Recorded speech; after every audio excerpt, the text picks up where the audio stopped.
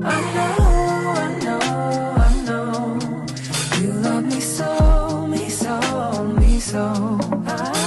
I know. You love me so, me so, me so.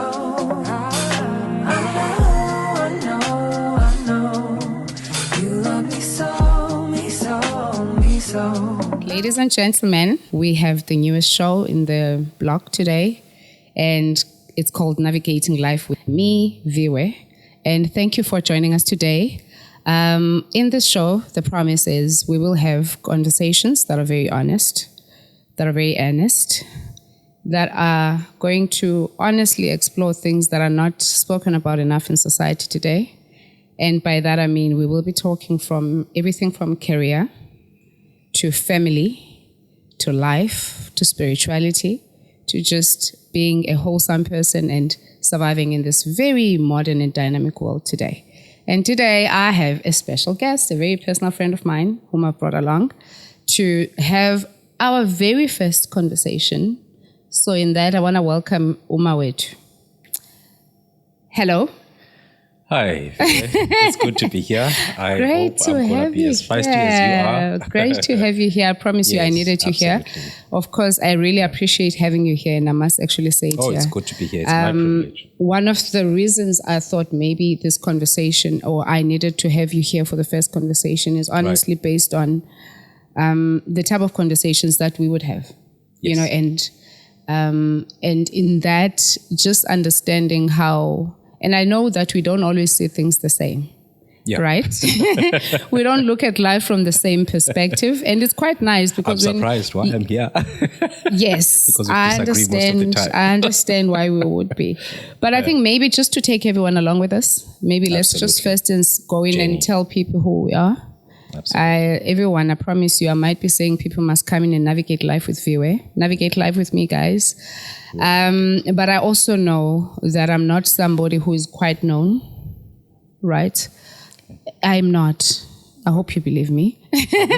And I think I might have to maybe just introduce myself. And I think likewise for yourself. I would introduce you. I mean, I think I know enough about you to actually say, but I also just want it to come from you. So back on me, this is the village girl, as you know.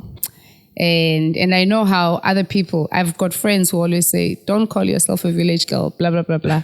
And I don't know who else to be, but to be somebody who's quite authentic and honest with themselves. I am a village girl. Azange ndahlala it down. You're not a town girl. I think me living in town is me, like in a city or in any urban area for that matter, is something that I created for myself. Okay, maybe not, because varsity was obviously not in the rurals, but I mean, varsity wasn't home. I'm in home now. Right. Okay. All right, village girl, born, bred in Ngobo. Went to school locally. I mean, I didn't go to school anywhere outside South Africa. Yeah. And went to varsity in Joburg, studied further in my other life. And based here, you know where we're shooting from, right? And mother of two, single, was married. Did you ever know? Yes, you knew. Yes, Just kidding, we're gonna guys. talk about that, right? Yes. We are right. We should. So right back at you. Maybe you want to introduce yourself and tell people who you are and just let them in on who Wetu is. Well, I don't have any stage name. My name is Wetu Sidzamba, born and bred in a small town, Stekspruit. Very historical. We'll talk about that at some stage. Okay. Stekspruit, and I went to Telejunction Primary, then Kwagcina Junior Secondary School, and then I started going into an integrated education in my high school. Oh, wow. Yeah, so when I went to high school, Nelson Mandela became the president of the country. So that Are you was that many years old? ago. That was many years ago, yes. Okay. Yeah, I'm not going to state where I was when Nelson Mandela was released because I want to keep... it will assist you. I know, I want to keep myself young. Like, I don't think age has got anything to do with... Yeah, but we've stayed young anyway. You've got nothing to worry about. Thank you. Anyway. Thank you. I went to high school in the Free State, Lovepenara high. It was predominantly Afrikaans. I think we were the first. And how good is your Afrikaans? English. Ek praat vlot Afrikaans. Ek praat suiwer baie Afrikaans. goed. Dankie, many Look at you now. So I had a loud cry when they actually cut out Sievendelaan. But well, yeah. So it was in the Free Are you State. telling me we're following it? You were listening to it? To the T. Oh, actually, my it was goodness. rejuvenating my Afrikaans. I went into English Afrikaans medium school for my final 2 years of high school. Okay. I don't know how I survived. I mean, I had Afrikaans as my second language. Imagine. I still have a matric certificate with Afrikaans, and I passed very well. And here you are. And Well here done. I am, and Can you I still can speak tell you, I Afrikaans? cannot speak Afrikaans. save your life? No, I can't. No, I can't. It's bad. A language, you have to practice it, Marita, surely, right? True. If Actually, you don't, mine withered down because I Right. didn't speak it often. Okay. But watching programs, Afrikaans programs, they sort of like reiterated my command of the language. Yeah, I have a smattering of Afrikaans. It is no longer as good as it used to be. Oh, okay. Yeah, and then I went to a university. Yeah. I can't say I was a bright student. I was an average student. And I was not really eager, to apply. I remember I did what was called self-application then. So there was University of Cape Town, there was University of Pretoria, there was Technical in Cape Town Yes. then. I think it's called CPUT now. Yeah, there was that time, Basibano Vets Tech. Yes, or Vets Tech, or Pretoria I remember Tech, the and so time. on. I'm sure I'm at So a 2000. few of them won't rejected know. me because I'd applied late. A few of them didn't want me to accept me on the basis of studying what I wanted to study. And they offered me careers like education, which I was You not would keen have been on a then. I would have been a teacher. teacher. I think I would have made a good teacher. I don't think I'm allowed to laugh this loud. But anyway, Well, I was born of a teacher. My father was I a was school born of principal. 2 teachers. Oh, beautiful. 2 Brilliant. teachers who were principals at some point, and my mother, Shem Wumandla, right? No offense to Dad, but I mean, she honestly climbed the ladder, much higher than Dad did, because at least she was in administration, district directing, doing those serious jobs where she was responsible for people's careers in the district, which was much bigger than one school and so on. So yes, I can imagine. born of teachers and a very strong woman also. But back to very interesting. And you haven't said anything. Maybe do you have kids, and how's that Right. for you? Yes, I'm a father of 2 very handful daughters. Right? Oh, great. Swelihle noZenawe. Oh, lovely, love it. Yeah, they just make me realize certain things about myself that I never thought existed. Yes, I love such things. Yeah, I think that's also so- going to form part of our conversations. We want to know, what Absolutely. do they make you realize? Yeah. And where are they now? They are in Pretoria. They live with their mother. I'm co-parenting with their mother. The journey is quite a good journey. We coexisting quite well. Is And it? We, I love it. I love during it. school holidays, they come through this side. I try and love fly it. up at least once a Yeah, month just to go see them. maximize on the time with Oh, them. love visitation it. hours. Yeah, so we've been doing very well. Ah. We've created an enabling environment for us to, have that kind of relationship with I love both our it. kids. I love it. Yeah. Oh, I absolutely love it. I love dads that are present in their kids' lives. I don't know. I mean, for the sake of our audiences, how did you get to have those kids? Were you married, or are those out of wedlock kids? Yes, I was married. Yeah. Very proudly. Yes. I was married. I got Just married in 2011 Chesa. on the 10th of December. Yeah, in a small town called Virginia. I married a girl from Velcom. So, there's wedding venues, and it's always the more out of town, the nicer.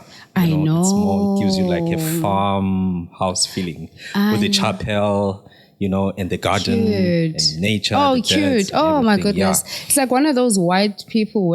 Am I allowed to say that? Yes. Okay. Yes. We're a 'Cause country with dynamics. I had a very African wedding. I mean, I still wore a white dress. I was married too. Yes, I was married 11 yeah? years. Oh my For goodness. 11 Yes. full years. Do I look like it? No. Hopefully not. Go start again, man. I was, and yes, I was married actually, and I think that's possibly, I don't know. I always say, for some reason, as a girl, there's a certain level of validation that being married gives you. Right. Or at least in my Goes case. without saying. Or at least in my case, because I now sit as a plus 40 woman and I'm just like, been there, done that, you know what I mean? So it no longer carries the same sort of significance as it would to somebody who hasn't been. But how is that for you? I mean, does having been married carry any significance in your life? I still feel marriage in our society still has a place, very much a monumental place, all right? But we are coexisting or existing in an era where family isn't one-dimensional. You've got single parents that are doing an extremely beautiful job. Yes. Extremely beautiful job. Yes. And you've got your traditional households where there's a mother and a father are married. Yes. And they're doing well, and some of them are doing not so well. Yeah. And they sort of like do not create. They don't make themselves ambassadors of the institution itself. I see. Yeah. I see. And you make success of what you have. And I see women, single women like yourself, whether they've been married or not, or post-marriage, doing their best to actually live for their kids, provide for their families, and work hard and sort of like derive fulfillment from doing the best they can as progenitors of their children. I understand. Yeah. I'm also one that does not, in fact, I must not, let me keep it honest, I'm indifferent on marriage, you know? I'm not pro it, neither am I saying it's not. I always take the question of marriage to the people that actually want to enter the institution of marriage. Right. But I also know... So you're not cynical about it? I'm just on the fence. If a friend wants to get married, I'm there. I am there. And you dress up. I am dressing up. I'm honestly there, and I am fully there supporting my friend. Right. But I also know that, I mean, there's a narrative, and it's coming across quite strongly now, especially with the younger ones that are coming up, you know, that are witnessing whether it's their parents' marriage or whether it's their peers or somebody that just know, and they are honestly not looking. And I know the time that I grew up, I know the circumstance. I mean, I got married, and let me first maybe just start with my story. I don't think getting married for me was a much considered event in my life or much considered thought, you know? All right. I think for me, at that point in my life, I didn't take things too deeply. I don't know if that's even a thing, if it's making sense. I think for me, and I always tell people, for me it was tick a box, metric, varsity, job, you know what I mean? So I went into, you've got, you know what I mean? And now the next reasonable thing is, how do you then live your life? Then I was living my life for a certain point, for a certain period. Right. Then the next box for me to tick was, I need to get married, you know? And I went into marriage without any say, which is what I admire actually about these upcoming people now. I don't want to call them kids because I don't want to offend anyone. But I mean, I admire how the youth is more intentional about who it is they want to marry. For me, it was just somebody I loved. But did that person have to? You had me worried for a moment. I thought you were going to say it was an arranged marriage. No, it wasn't. Not that we are against it. No, it wasn't. I promise you. We dated a year, and within that year, there was, let's get married. You know what I mean? So the second year was just, you know, the unfolding of towards that, you know. And I was saying you had like a white one because like and very you guys white. Were together for 11 years. Post that dating, yes. It's quite impressive. I mean, you meet somebody, a year later you get married to them, and you basically, you know, for me, I find it phenomenal. And I don't think there's one way of doing things. Some people can. When I got married, I had known my partner for 7 years. Oh, wow. And I thought the longer we had dated, that was going to, you know, make sure I need divorce. Yes, absolutely. Jesus Christ. So some people, I know a friend who got married 6 months into the relationship, and she's still married, you know. And marriage to us was an idea of happily ever after romance I and see. living side by side, happily together. That's how I got into right? it. And Yes. immediately we saw it as when we were experiencing things that normal married people experience. We thought, this is too ugly for me. This is not how I know it to be. This is not what I've seen on TV. I ain't got broke, loken, no rage. Absolutely. Oh my goodness. We all grew up in that period. But by the way, let's talk today. And I think this is one unique moment, South Africans, because I think you are here as our audience and you are sitting with two. I don't want to call it that because I don't want it to carry the negative connotation. Okay. But I mean, it is truth. You are sitting here with two newly single people. I don't know how new yours is. How long have you been divorced for? Since November 2022. So I'm going for 3 years. 3 years. Yeah. I'm going for, I don't know, quite a long time. I divorced before COVID, 2019. So I did. Right. Let's just talk in terms of that because I often find, I'm one person who wears that status with absolutely no shame, honey. I think for me, it's, and I always tell people, because was it not you? Was it not you who said you don't like me referring to your friend as this divorcee? Look, we had to talk about it for me to get your thinking about it. I just felt that is how you carved out your identity. I'm like, you're far bigger than that. You cannot identify. I cannot identify. There's a new term called identify. So you were identifying as a divorced woman, and obviously a divorced woman, we come from an era, maybe it's a bit not so pronounced currently, but we come from an era where a divorced woman is a stigma, is stigmatized. I know. If you like, you noticed as a failure. I know. And somebody who could not, stick it up or stick it out. I know. Yes. And, but look, you see women who are stoic, resilient, and they manage to wear their scars boldly, proudly, and they are not ashamed of their experiences. They are not ashamed of their roots. To me, it took me back to a moment in the beginning of the show when you said you're a rural girl. I'm like, hey, what's the difference between what Viwe said about her being a divorcee? Yeah. You understand? Yeah. But I thought, to me, you were almost making a statement that you are taking people who are not necessarily divorced. Yes. No, but wait. Which was not the case. Let me just come in there. And you've mentioned just two critical things. No? Yeah. The one is how I identify as a village girl. Right. And how I wear that proudly. And the second one is the divorcee. And and in both instances, I've had one other male friend of mine, and he knows himself, right, where he'd be like, you need to stop identifying as a village girl. Right. It almost diminishes your light. It's almost like some way of looking down on yourself. And I think on the one other instance, it was you saying to me, how do you just reduce your entire being to just the divorcee? Every time you write, it was almost that's the message I got from what you're saying. Yeah. And I was like, oh my goodness. And both instances, there was a moment of reflection for me. And both instances, I still came out saying, it is who I am, right? And I think in both instances, one, being born in a village is definitely not a... Well, firstly, you don't choose the circumstances to which you are born. And it's right? not a handicap. And number two, it is definitely not a handicap.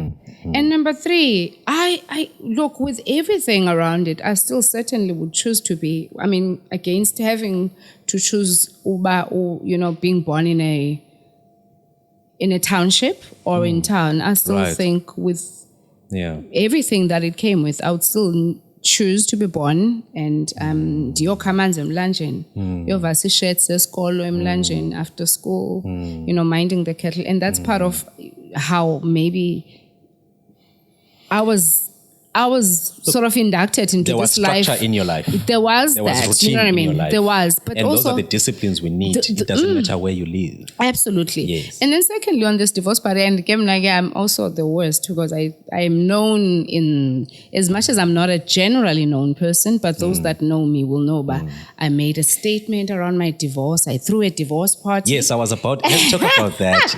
You embraced your divorce I so much that you made it did. into the newspapers. I did. I remember reading about it, never knowing that I would meet the personality My behind goodness. that and That's know how them so I seriously closely. I take my life. So Right. look, and I always tell people there's a narrative behind it.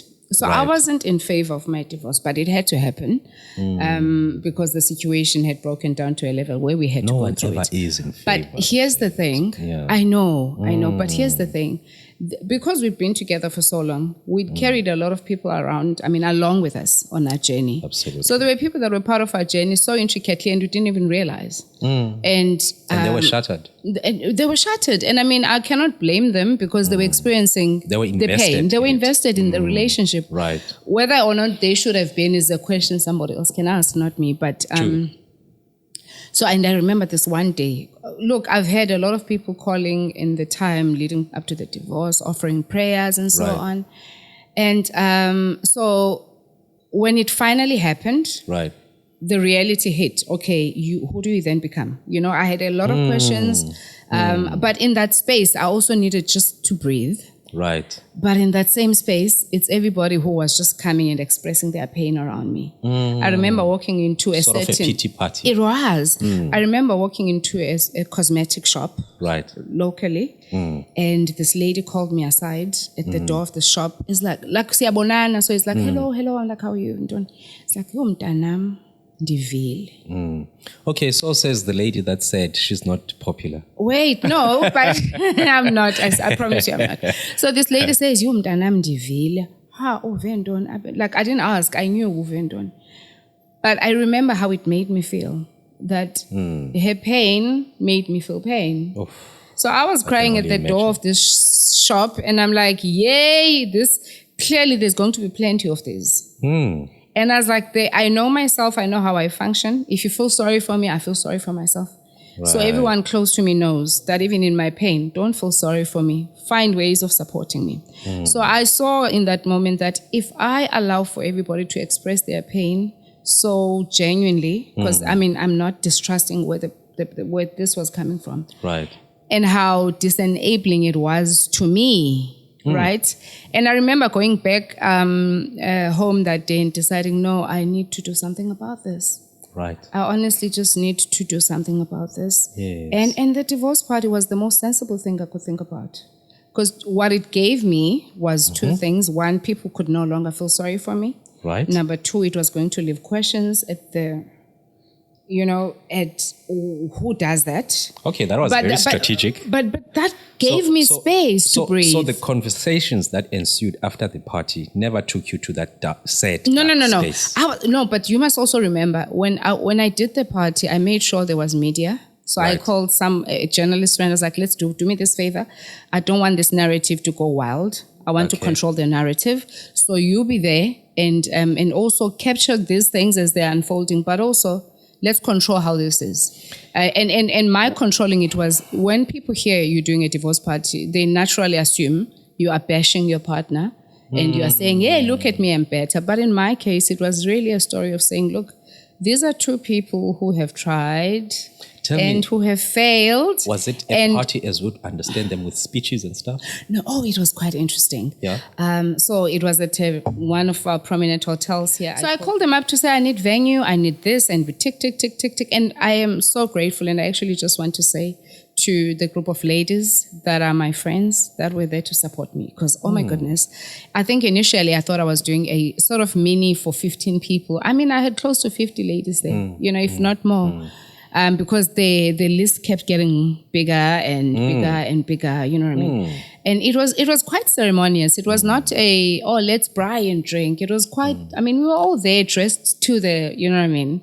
In your circles then, did you draw strengths from anybody else? I to say, did, look, I did. I'm on the same boat. I'm behind you fully. No, I did. I had no reason to distrust the ladies because, even going there was also a bit of a risk on their reputations as well. I mean, who goes and attends a Right. divorce party? Yes.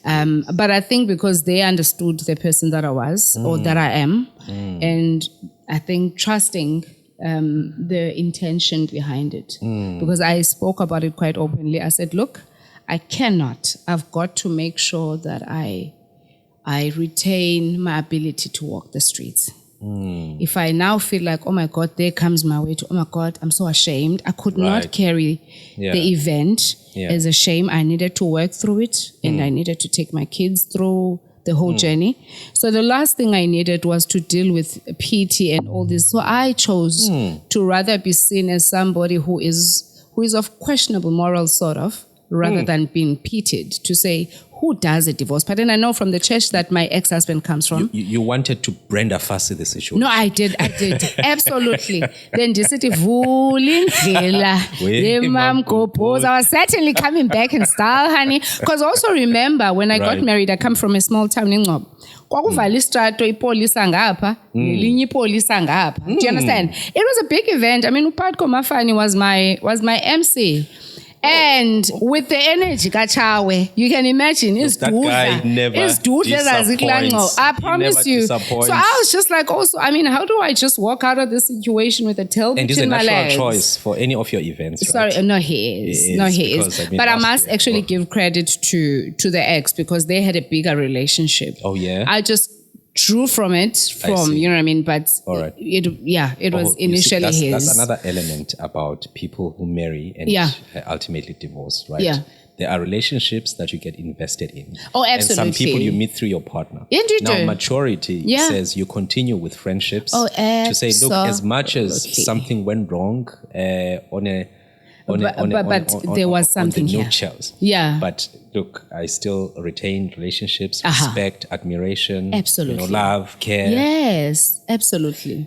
Yeah. So Kudos to you but for that. also just to close off on my side, and then we're going to come to you quickly. You know, I've had a lot of people, and I think besides you asking me, Uba, how do you always carry this divorce thing? You Yeah. know, the way you do. And I just need to be honest, because you must remember, some of us don't interrogate things at the level we should. Yes. I think when you hear that somebody died, we are quick to say that's a bad thing to happen to them. Right? Whereas it's a certainty for all of us. You know, as you are born, you are surely, without doubt, someday going to exit this earth space and you are going to die. But because we have certain things that we've tagged either as good, and this also takes me back to a quotation I once saw someday, where it says, honestly, and this person was talking, you know, weed, like bad grass. Yes. Of weed. Okay, the weeds. Yes. And he was saying the difference between... Not that other weed. Yeah. Well, all right. that other weed as well. I'm sure it would fit into this narrative. But when the true difference between weed and a rose is judgment. Oof. Right? All right. Say that again. The true difference between weed and a rose It's judgment. is judgment. So the essence of a rose does not change. It becomes a rose and it stays a rose, and it does and grows and behaves. A rose is still a rose. You know what I mean? Aretha Franklin. Yeah. You know what I mean? And your weed, however you judge it, Right. you know, the only difference is judgment. We decide which one is good, which one is bad. Is bad. Right? Okay. And I think throughout our evolution as humans, that's what we've done to manifest us of the things, you know, that we live with. You know, we've defined death as bad and birth is good. Right? We've also defined marriage as good and divorce as bad. Right? And those are Everything, there's binaries. Yeah. there is. But the danger with that, and the danger with not reviewing that, because I also think however society was formed initially and however these rules became, Right. our failure as modern generations is not for us to revisit what these mean. And I'm actually going to come back to my own life situation. So there is a narrative that continues to exist that divorces are actually bad. And I thought, I'm no bigger person to that. I also fell into that same sort of narrative. Yes. That, oh my God, I'm going through a divorce and the divorce is bad. And emotionally, I was torn. I went through every type of pain you can imagine. Yeah. But with the benefit of hindsight, a couple of months or a year or two later, when I started looking at this thing objectively, I was like, actually, I have no reason to ever define divorce as bad. Wow. And I actually, honestly, in my own personal life, whether I was going to, and whether we're talking in terms of longevity, how long I would have been alive, and that cannot be proven. It's just within me. Right. I have no reason to not see my divorce as my own liberation. Yes. And not just for my benefit, for the benefit of many people whose lives I touch in many different ways that I know I wasn't able to do when I was married. Sure. And I'm not painting him as a bad person, but me in my role as a wife. I was so limited in my own mind. So it was not about divorcing him. It was leaving the situation that was no longer serving the purpose of why I'm here. Okay. Wow. The situation, the marriage had to end because for every intent that God had made me for. Without acrimony. I mean, yeah. It can end without being dramatic. No, it's absolutely. Just the meeting of the minds where there is an understanding that this is no longer working. It wasn't. I mean, we weren't big enough to see it, that it wasn't working for us. So I don't want to make us as though we were there. It's, as I'm saying to you, with the benefit of hindsight and having to look back and interrogate everything more honestly, I honestly, and I hope for him too, that he understands that the divorce was never about whether or not he's a good person or I'm a good person or a bad person. The situation and the institution was no longer, at least in my case, serving me. It was never going to take me to the heights for which I was intended for. And the heights, I'm not meaning in terms of materialness or whatever. I'm just saying in terms of the soul's liberation and its ability to... Sorry to cut you there. Were you always this clear about your rationalization of the divorce? Are there things that you see now that you didn't see at the time, where you feel like you are even in a better position to clarify? Yes, absolutely. Hence I say, Uba, with the benefit of hindsight, right? And I hope my hindsight, for anybody who's watching, who's having these questions, you know, and who sees divorce as a bad person, I mean, as a bad issue in people's lives, you know, my message, and I think to them also, is just taking from my own personal experiences, also just to say, maybe we need to be more kind to ourselves. I don't think we invite the problems that we find ourselves in. And I don't think it's ever fair to any of us to ever abandon ourselves to a point where we judge ourselves based on societal standards. Because you might be honest enough in your own space to know this is not working, but you don't have the ability to leave what is not working because by societal standards, so don't judge what you do not understand. Be curious about it. Rather, I choose that. I choose you interrogating your thoughts and your situations more honestly, and your base coming from internally rather than from external expectations, which are quite wild. I mean, if you look at society, you'll find people like me who are saying, "Excuse me, if it is not working, are you talking? Are you having the right conversations with yourself?" Absolutely. All right. And then you'll have somebody who's saying, do not even start having that conversation because divorce is a bad thing. Do you understand? And I also just think as a community, I need to come back to you. So let me close by saying we live in an information age and yet we are the laziest generation. And I just wonder from having inherited... Hit me. There is. You hit me with a contrast. I promise you. We're living in information, so nothing is new. Nothing I'm saying is new, and nothing you are going through as a person. Whether it's a divorce situation, whether it's a marriage, nobody is going through anything for the first time.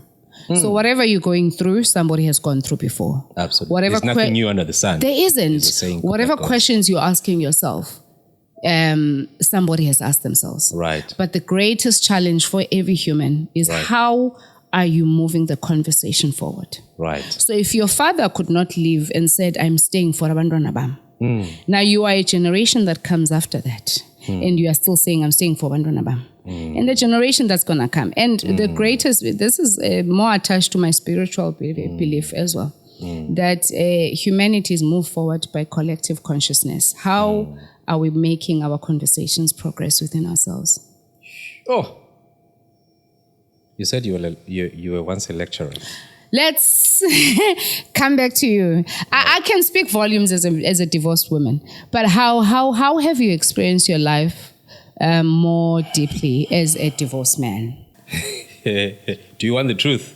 Absolutely. That's what we've promised everybody on the show. We said we will not say it unless it's true, honest, and Once you've been in a space of marital bliss. Yeah. Because one thing about marriage, no one gets married to get divorced. Oh, absolutely. Divorce was never even part of the plan. Yeah. It was not in my thoughts. No, sure. Not in my contemplation, not in my meditation. No way, yes, it did not feature. I understand you. So when it ended, my entire constitution, my entire system was shocked. I can imagine. All right. So I won't lie. I miss her. I miss. I like that. I won't. Punish me on this one. No, absolutely not. I understand. I do miss her. That is not necessarily a sentiment on whether or not I would go back with her. That's a different subject altogether.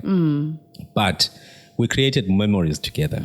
Absolutely. And memories that I'm not sure if I want to disavow from or to cut them off my life. They are part of my journey.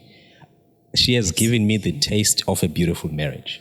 Yes. And then there are elements and dynamics that came into play that made it possible for us to see our marriage as no longer being viable. I see. You put it quite in an articulate fashion, you know. Yeah. It's no longer serving you. It's no longer fitting in with my purpose and in life and so on and so forth. It was difficult to admit then. I thought it was just almost excuses. painful as well. Painful, and there was jostling to say, I want out. No, but stay. No, but you're wrong. But you've got a misconception about this. And, you know, at the end of the day, when somebody has reached a certain level of conviction about how they feel, their feelings are valid. They are. You know, and you need to respect that. But did I have the maturity and the understanding and the gravity, gravitas to actually understand that at that point in time? No, I did everything to the best of my ability and knowledge then.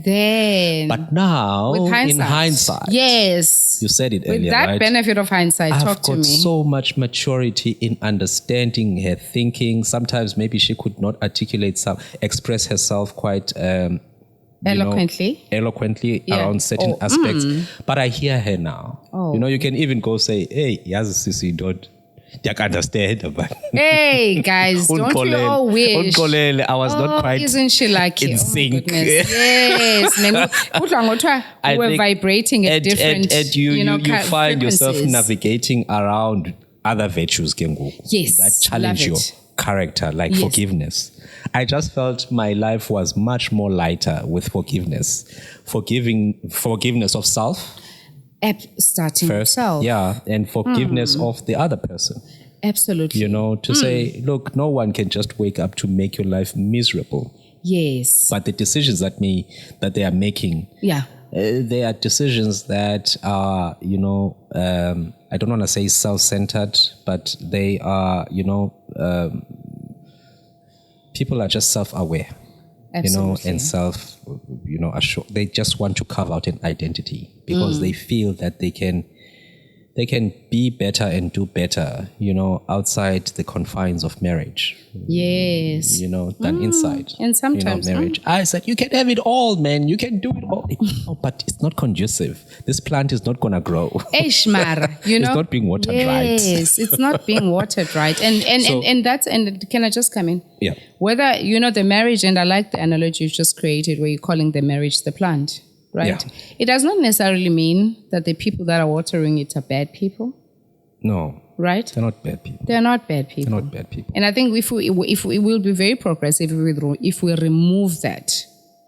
Yeah. That perception that if people are divorcing, then one is bad.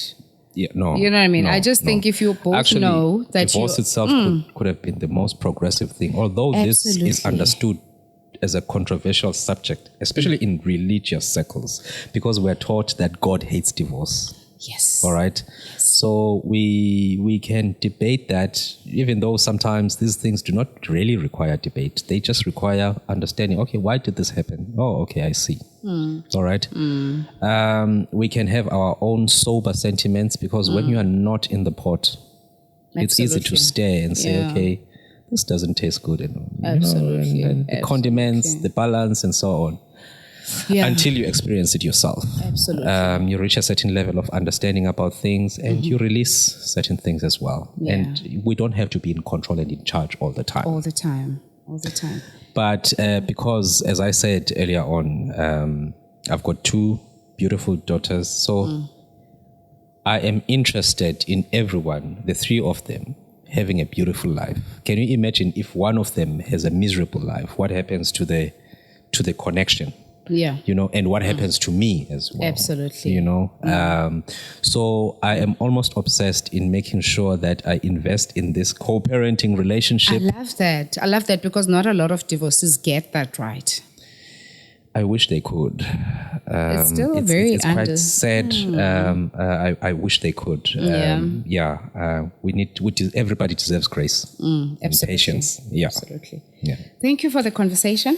It's been a beautiful conversation. Thank you for the I conversation. think I needed it. Right. I didn't realize I needed it as much as, I'm so glad still that you could be. It was able a beautiful to conversation. Absolutely. Yeah.